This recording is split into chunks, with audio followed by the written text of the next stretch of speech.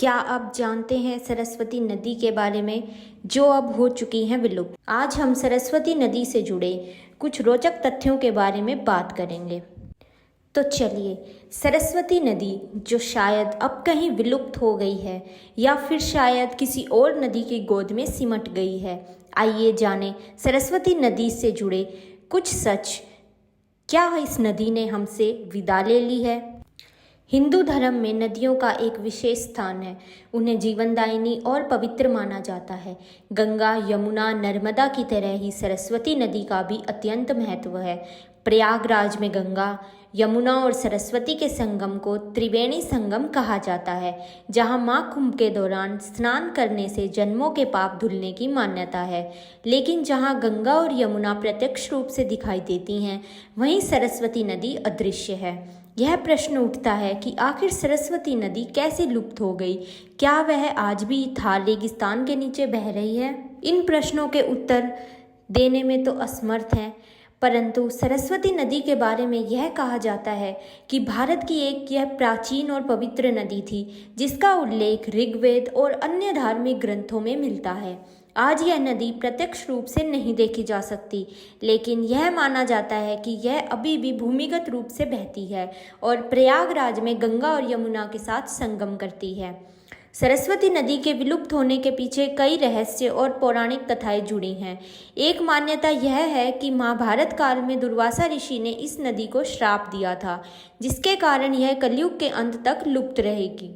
एक अन्य कथा के अनुसार सरस्वती नदी को देवी सरस्वती का ही रूप माना जाता है और इस नदी के विलुप्त होने को ज्ञान, संगीत और रचनात्मकता की देवी के गायब होने से जोड़ा जाता है। सरस्वती नदी के विलुप्त होने के पीछे वैज्ञानिक कारण भी बताए जाते हैं।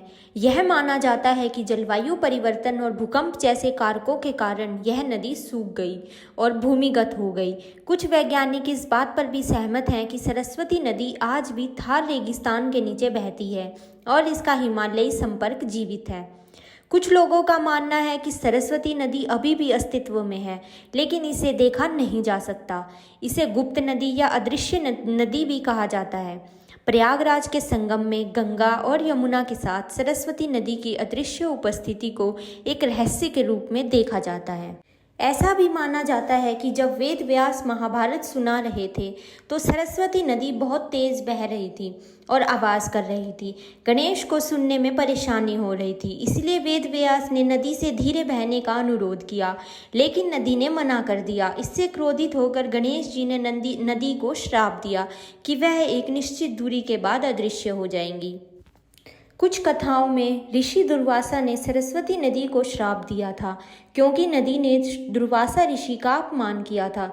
कुछ कहते हैं कि नदी ने दुर्वासा ऋषि पर हंसा था, जिससे दुर्वासा ऋषि क्रोधित हो गए और नदी को श्राप दे दिया कि उसकी स्वर और वाणी पानी की तरह बिखर जाएगी। इस प्रकार सरस्वती नदी को केवल उत्तराखंड के माना गांव में ही देखा जा सकता है, जो कि सरस्वती नदी का एक उद्गम स्थल भी है। यह नदी मात्र 1 किलोमीटर के दायरे में बहती है। यहीं पर वेद व्यास जी ने महाभारत ग्रंथ की रचना भी की थी। कुछ ऋषियों के अनुसार सरस्वती नदी हरियाणा के यमुनानगर से थोड़ा ऊपर और शिवालिक पहाड़ियों से थोड़ा नीचे आदि बद्री नामक स्थान से भी निकलती थी। आज भी लोग इस स्थान को तीर्थ स्थल के रूप में मानते हैं और वहां जाते हैं। इस प्रकार सरस्वती नदी का उद्गम स्थल 2 जगहों से बताया जाता है। पहला, पौराणिक मान्यताओं के अनुसार बद्रीनाथ के माना गांव में, जो उत्तराखंड में है, और दूसरा, लोगों का मानना है कि इसका उद्गम स्थल हरियाणा के यमुनानगर के पास आदि बद्री नामक स्थान पर भी है। बता दें कि जैसलमेर के मोहनगढ़ का एक वीडियो वायरल हुआ है। यहाँ ट्यूबवेल की खुदाई के दौरान जमीन से पानी का एक सोता फूट पड़ा और यह जलधारा इलाके में सैलाब बनकर बहने लगी। इस वीडियो के सामने आते ही फिर से ऐसे कयास लगने लगे हैं कि हो ना हो सोते से निकला जल का प्रवाह यह भूमिगत हो चुकी सरस्वती नदी की ही जलधारा है। हालांकि इसे लेकर अभी कुछ स्पष्ट नहीं किया जा सकता और कुछ फैक्ट चेक वेबसाइट्स ने इस दावे का भ्रामक भी बताया है। जैसलमेर का यह वीडियो तो पूरी तरह सही है, लेकिन क्या यह विलुप्त हो चुकी सरस्वती नदी का ही जल है? यह कहना जल्दबाजी होगी। वैज्ञानिक इस दिशा में जांच कर रहे हैं। अगर आप भी सरस्वती नदी के बारे में कुछ जानते हैं तो कमेंट करके बता सकते हैं।